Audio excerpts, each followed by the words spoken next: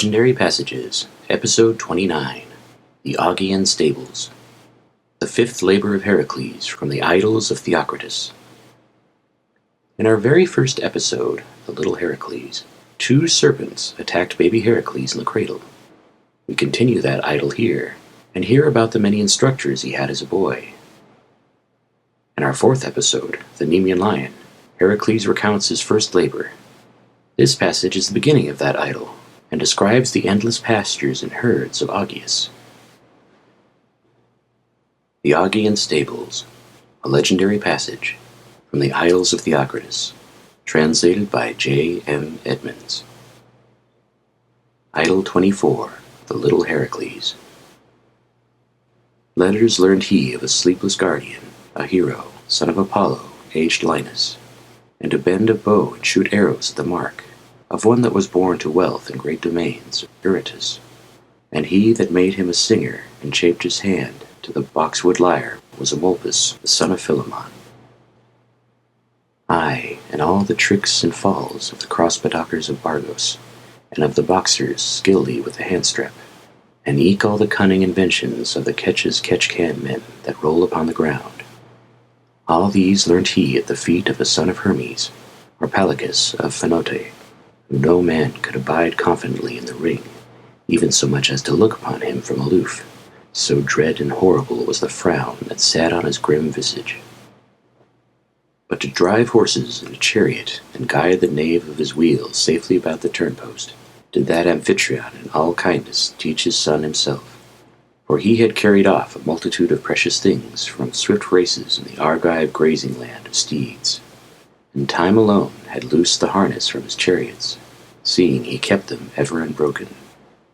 And how to abide the cut and the thrust of the sword, or to lunge lance and rest, and shield swung over back, how to marshal a company, measure an advancing squadron of the foe, or to give the word to a troop of horse. All such lore had he of the horseman Castor, when he came an outlaw from Argos, where Tydeus had received the land of horsemen from Adrastus, and held all Castor's estate and his great vineyard.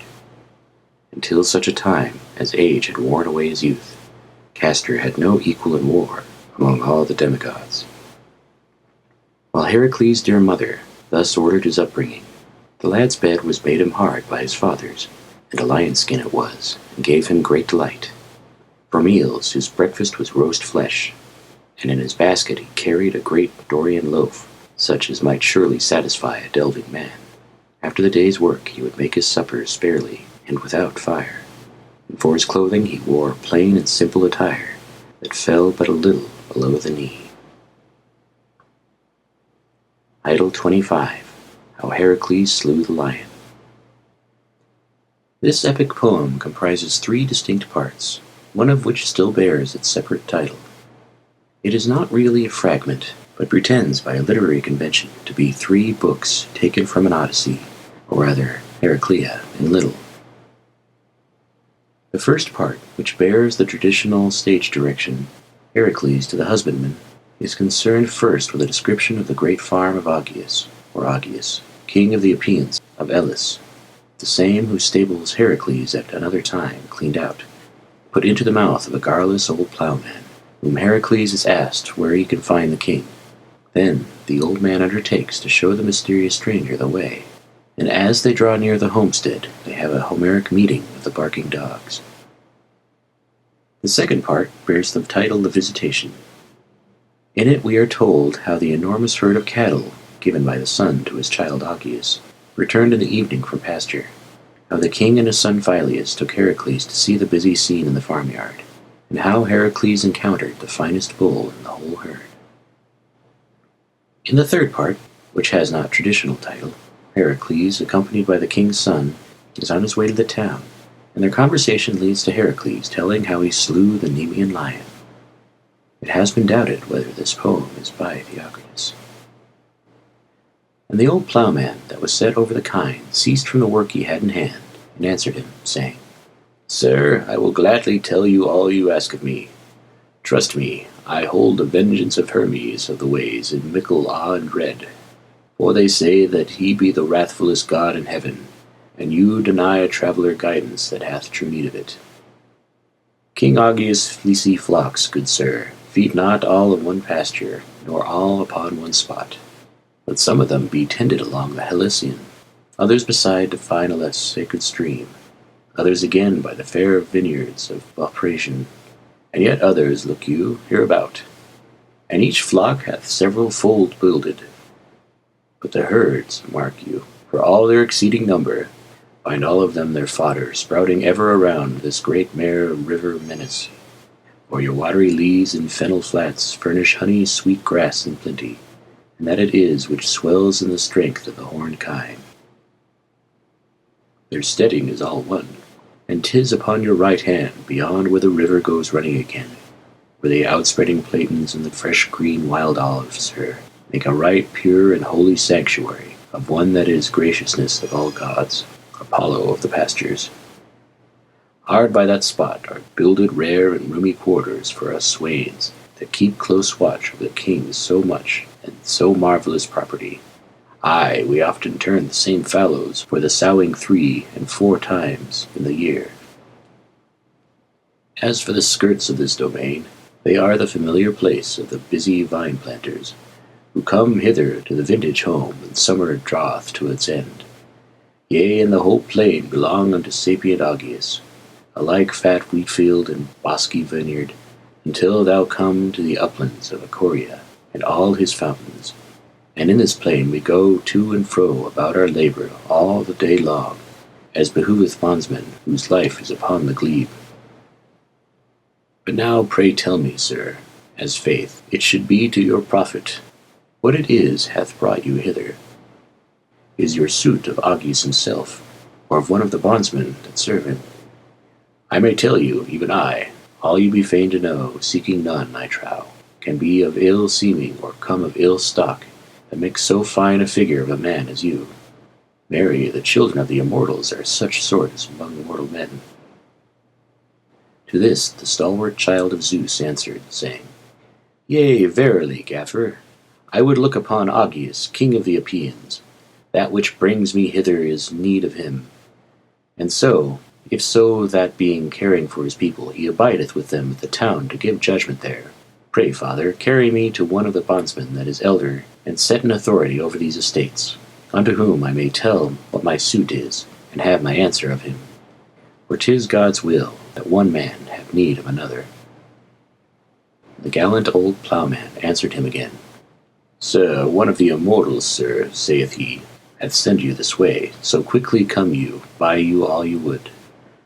Augeus, child of the sun, is there, and that piece of strength, his son, the noble Pyleus, with him.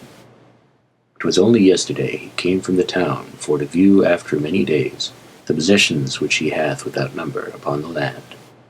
For in their hearts, faith, your kings are like to other men. They watch well their substance, be sure, if they see to it themselves. But enough, we go along to him.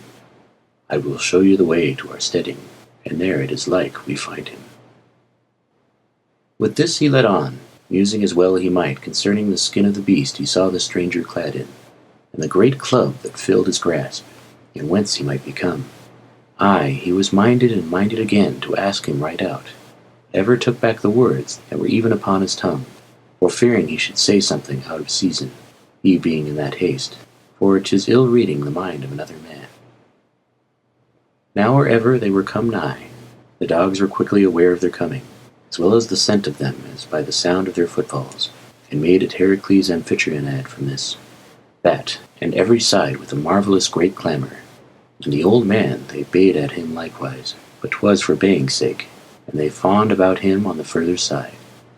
They did gaffer with the mere lifting of stones from the ground, fray them back again, and bespake them roughly and threateningly, every one, to make them give over their clamour, albeit rejoicing in his heart, that the steading should have so good defenders when he was away. And up spake and said, Lord, what a fiery and considerate beast is here, made by the high gods to be with man. If there were but as great understanding with him, and he knew with whom he angered and whom to forbear, there's no brute thing might claim such honour as he, but it may not be, and he's naught but a blusterer, wild and uncouth. This said, they quickened their steps and passed on, and came to the steading. The Visitation. Now had the sun turned his steeds westward, and brought evening on, and the fat flocks had left the pasture, and were come up among the farmlands in folds. Then it was that the cows came thousand upon thousand, came even as the watery clouds, which, be it of the south wind or the north wind out of Thrace, came driving forward through the welkin, till there is no numbering them aloft, nor no end to their coming on. So many new doth the power of the wind roll up to join the old, row after row, rearing crest, ever upon crest, and like multitude now come those herds of kine, still up and on, up and on. Aye, all the plain was filled, and all the paths of it, with the moving cattle. The fat fields were thronged and choked with their lowing, and right readily were the byes made full of shambling kine, while the sheep settled themselves for the night in the yards. Then of a truth, for all there were hinds without number, stood there no man beside those cattle idle for want of aught to do. But here was one that took thongs, cut straight and true, and had their feet to the hobbles for to come at the milking. Here was another took thirsty younglings and put them to drink off their damned sweet warm milk, and again held the milking pail, that did curdle the milk for good fat cheese, and yonder was one a-bringing in the bulls apart from the heifers. Meanwhile King Augeus went his rounds of the byres, to see what care his herdmen might have of his goods, and through all that great wealth of his, there went with him his son also, and grave-minded Heracles in his might. And now, albeit he was possessed within him of a heart of iron, ever and without ceasing unmoved, the child of Amphitryon fell marvellously a-wondering, as well as he might, when he saw the unnumbered bride-gift of the god. Indeed, no man would have said, nay, nor thought, that so many cattle could belong to 10 men, let alone one, and those 10 must needs have been rich in sheep and oxen beyond any king. For the son did give him, that was his child, a most excellent gift, to wit, to be the greatest master of flocks in all the world, and what is more, himself did make them all thrive and prosper unceasingly without end. For all of the distempers that destroy the labors of a keeper of oxen never came there upon that man's herds, but rather did his horned dams wax, ever year in year out, both more in number and better in kind, being never known to cast their young, and all passing good bringers of cow-calves. Moreover, there went with them 300 bulls, white-shanked and crump-horned, and other 200 dun, and all leapers grown. And over and above these there was a herd of 12 sacred to the sun, and the colour of them glistening white like a swan, so that they did outshine all shambling things. And what is more, they were long grazers in all the springing pastures, so marvellous proud they were and haughty. And the same, when swift beasts of the field came forth of the shag forest after the kine that went in herds, ever at the smell of them would out the first to battle, bellowing dreadfully and glancing death. Now of these 12, the highest and mighty both for strength and mettle was the great Lucifer, whom all the herdsmen likened to that star, for that going among the other cattle he shined exceedingly bright and conspicuous. And this fellow, when he espied that tanned skin of a grim lion, came at the watchful wearer of it, for to have at his sides with his great sturdy front. But my lord up with a strong hand and clutched him by the left horn, and bowed that his heavy neck suddenly downward, and putting his shoulder to it, had him back again. And the muscle of his upper arms was drawn above the sinew till it stood up on a heap. And the king marvelled, both he and his son the warlike Phyleus, and the hinds that were also set over the crump-horned kine, when they beheld the mettlesome might of the child of Amphitryon.